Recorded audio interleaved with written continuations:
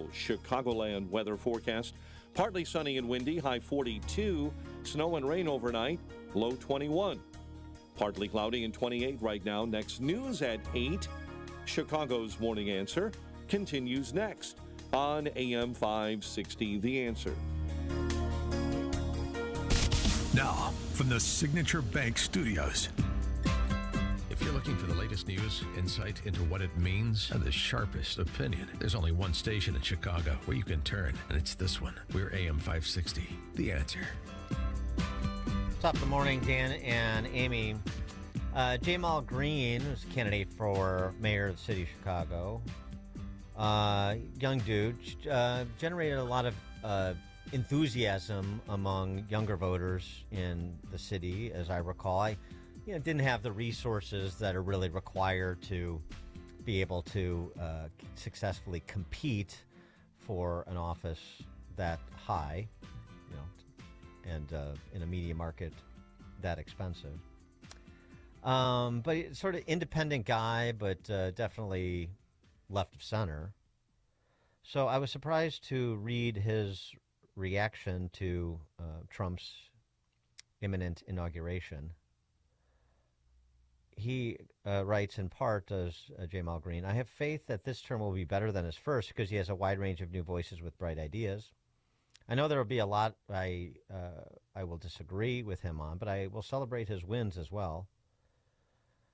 He goes on to say, I want RFK to make America healthy again. I want Elon and Vivek to steamroll with Doge. I want term limits. I want to close our borders to criminals. I want to take down old systems and build new ones. Well, it's nice. I mean, I know he's an independent-minded guy, but I mean, that's not acceptable language in the Chicago and Illinois political circles on the left. You're supposed to be talking about Trump-proofing Illinois and Trump-proofing Chicago and Trump-proofing the government schools, not this business about supporting some of his policy agenda and so forth. For more on this, please be joined by the aforesaid Jamal Green, who's a real estate broker in addition to a former candidate. Jamal, thanks for joining us. Appreciate it. Good morning. Appreciate you for having me. So, where do you get off with this kind of heresy in the city of Chicago? Well, I think that, it's important. First, let me say that I'm independent, right? And so I think it's very important, especially here in Illinois, that we actually talk about policies that will work rather than playing, party loyalty. And it bothers me none to recognize, Trump or a Republican that is moving forward, great policy. We know what we've dealt with, right? Another things that I said in that tweet is, I'm not scared of the unknown, right? Because I already know that what I've known is that we're in a catastrophe, right? When we look at the border crisis and the migrant crisis in Chicago and in other cities, and how we spent hundreds of millions of dollars. Heck, we gave one company almost $500 million, favored staffing out in Kansas, right?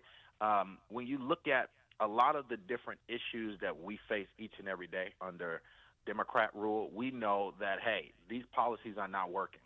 But they play party loyalty, and they all, try to stick together while the people are suffering. And so I simply said this, these are different things that I hope to see in the next administration with Trump. I want to see RFK get in there and do his thing. When it comes to the FDA, they just banned one of the red dyes the other day. There are many others that need to be banned. This will drastically affect the black community, right? Because, we are number one in heart disease and, diabetes and all of the different diseases, chronic diseases that we can talk about. This is a policy that will help us, where RFK will get in there to, quote unquote, make America healthy again. Doge spending so much money and wasting so much money federally, we need to look at that and see how do we bring that to the state and the city level with all of the money that we waste right here, right? So there's just a lot of different policies I think will benefit us. And there's a lot of policies I'll disagree with, but we have to be independent at this time so we can get the policies needed for American citizens. Well, what do you say? There's people pushing back online on X saying that if this country does all what you say, black people are going to suffer. Is that a win? What's your response? Yeah, I mean, that's so insane to me when they talk about black people suffering, because just like I said, we can look at all of the different. If I go through every stat with you in this country, whether it's health stats I just talked about, whether it's literacy stats, and education, whether it is violence. I mean, I can go all the way down the line to show that, hey, obviously, whatever anybody's been doing, it ain't working, right? Home ownership stats, we lost in home ownership, the wealth gap. So there's literally no department I can point to show that, black people are thriving. So the black people who say, oh, if Trump do this, black people, I mean, let's be serious here. We are already in a state of emergency in the black communities throughout this country.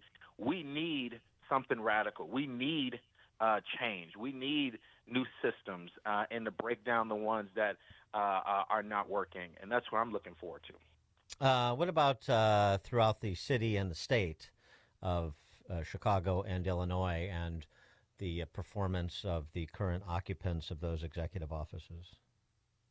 Yeah, same here. I mean, I think, this year we're gonna have to put real eyes on what happens in this next election, as we know the gubernatorial race and the county and, different officials in this next race.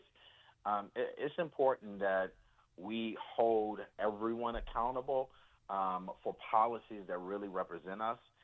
And we know what we've been suffering under. We have, folks that are on trial and have went to jail for corruption. We have many policies that have hurt us, like the migrant crisis most recently, violence. We can go on down the line.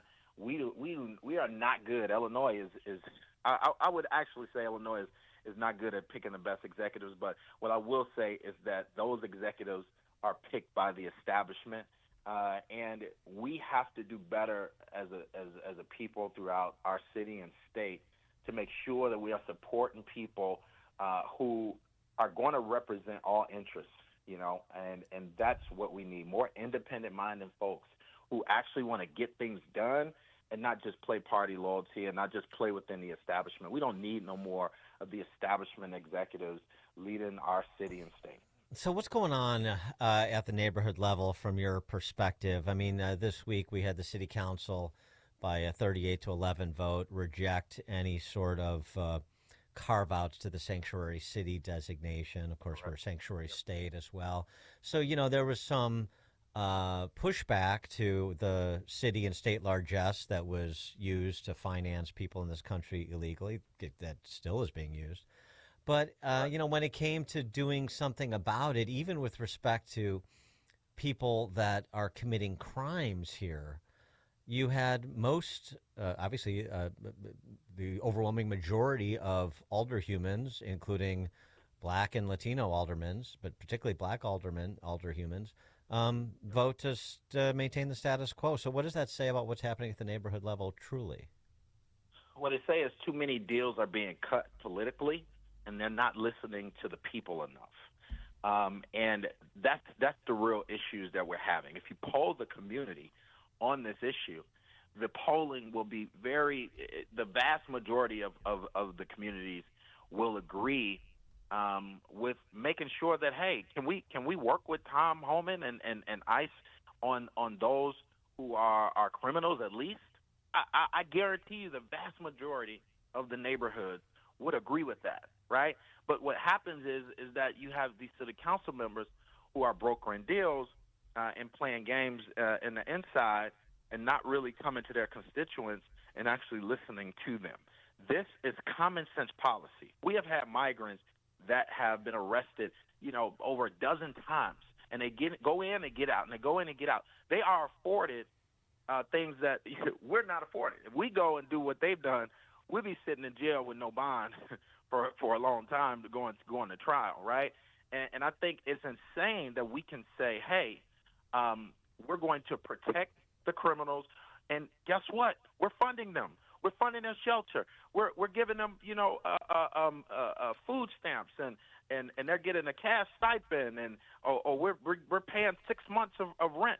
We are doing so much for a lot of the criminals. Look at what happened with the guy who set the woman on fire in New York, right? Mm-hmm. I mean, we don't. This is utterly insane that you can have people that were deported walk back across the border. We pay for their service, everything that they have, and then they turn around and can burn somebody up on the train, and and not be deported. That's utterly insane. So we got to get back to common sense policy. Well, I don't know if we ever been there, but we got to get to common sense policy and really make sure that we are protecting the citizens, protecting the taxpayers, because that's going to save us money to deport the thousands of criminals who have been arrested, and we need to work with ICE to do that. Jamal Green, have you spoken to Mayor Johnson? Are you two friendly with each other? Yeah, that's about a no. But well, what advice would you have for him? Resign now. I think that Brandon Johnson is in over his head. Yep. To really watch when will the bleeding stop, right? Is what we look at every single day when we look at the city of Chicago, the leadership that he's displaying, the folks around him in his office, all the different scandals every day. I mean, the committee reports that just came. I mean, they can't even file committee reports. He's not a good fundraiser. It's just so much that you can go through to say, look, we got to stop playing games or real life situations. We know that Brandon Johnson is not the best executive to lead the city. Everybody know, I probably was Brandon Johnson's biggest critic during the race. I did not endorse him, and I made clear to say, hey, I've been knowing this guy many years. This is not who we want as mayor. There's many clips to show that. And, hey, we're here now. But now that people see, we gotta make sure that the next election that we are choosing someone who is, can lead, who can govern, who can be independent, who can put the right people around them, not just more establishment candidates who just going to get in there and be a puppet.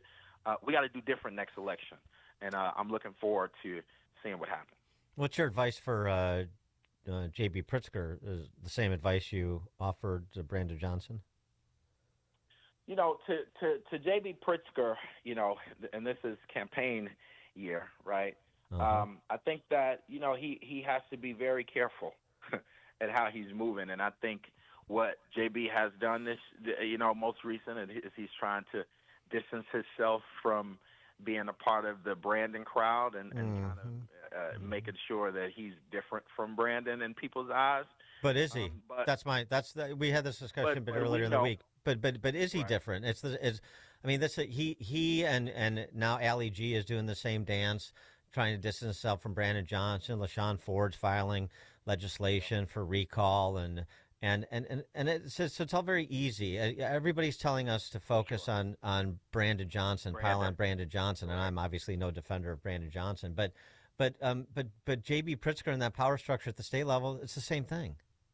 Yeah, I think that what JB has done different, right? That makes people not look at him as much as they look at Brandon, is they have governed and marketed in a way where they look like they're doing what they're supposed to do rather than people actually talking about what they're actually doing, right?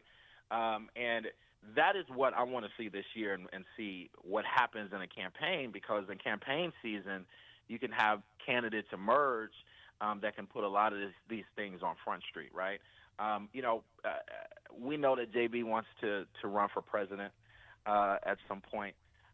And I think he's going to have to be very careful at how he moves in this next year and the campaign season. But like you said, we've had a lot of these same things go on all throughout the state and the city level and county level for so long. I mean, let's look. We got the county board president race coming up. Is Tony back in? Who cares if she is? Where's the candidate? Right. This is the time where there needs to be real reconstruction of politics in our state. We need a new head of, Tony shouldn't be heading the Democratic Party right now.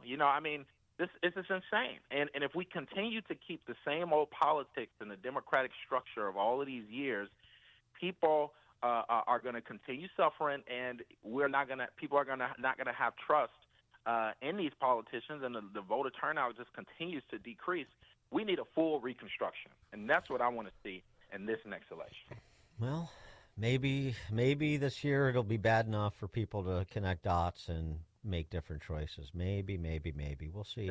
Well, it's about the candidates, and that's the issue. Yeah. They do good at getting rid of the best candidates and buying them off and moving them to the side. But if we have decent candidates, I think that you can see a huge shift. Are you going to be a candidate again for mayor when the time comes? I have no idea. Truthfully, it's not something that I've even looked at or made a decision on. Trust me, all of the folks who are parlaying, trying to run for mayor, they all have called me and met with me. So I know that the conversations are starting. But, at the end of the day, I want what's best for this city. I want what's best for this state. And I don't want to see a continue of the Illinois corruption and the establishment where the people are losing. And so however we can get there, I'm on that train. Jamal Green, former candidate for mayor of the city of Chicago, a real estate professional as well. Jamal, thanks for joining us again. Appreciate it. Thank you so much. I appreciate you. Thank you. And he joined us on our turnkey.pro answer line. It's news, opinion, insight. This is Chicago's Morning Answer on AM 560. The Answer. If you have unfiled taxes or are in debt to the IRS, this is important news. Did you know the IRS has programs specifically designed to help people struggling with tax debt? Powerful tax assistance programs that can save you thousands if you qualify. No one knows these programs better than the experts at Optima Tax Relief, America's most trusted tax resolution firm, A-rated by the Better Business Bureau. Their award-winning team of